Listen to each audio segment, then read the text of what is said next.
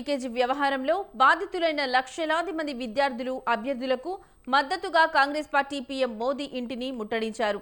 విద్యార్థుల భవిష్యత్తుతో ఆడుకుంటున్న కేంద్ర ప్రభుత్వ వైఖరిని నిరసిస్తూ కాంగ్రెస్ అగ్రనేతలు రాహుల్ గాంధీ, ప్రియాంక గాంధీ నేతృత్వంలో నిర్వహించిన ప్రధానమంత్రి నివాస ముట్టడి కార్యక్రమం తీవ్ర ఉద్రిక్తతకు దారితీసింది.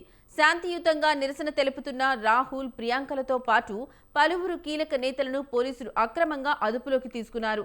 అనంతరం సోనియా గాంధీ పోలీస్ స్టేషన్కు వెళ్లి వారిని విడిపించారు.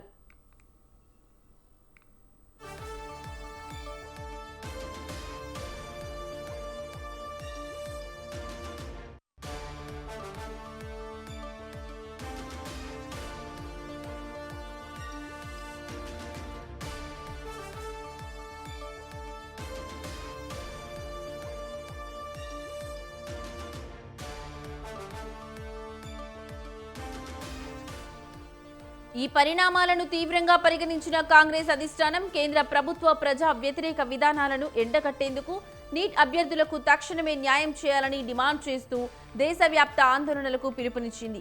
దేశంలోని అన్ని రాష్ట్రాల్లో ఉన్న లోక్ భవన్ల ముట్టడికి ఏఐసీసీ పిలుపునివ్వడంతో ఉద్యమం మరింత ఉధృత రూపం దాల్చింది. ఇందులో భాగంగా తెలంగాణ లోక్ భవన్ ముట్టడి కార్యక్రమాన్ని నిర్వహించాలని తెలంగాణ ప్రదేశ్ కాంగ్రెస్ కమిటీ నిర్ణయించింది.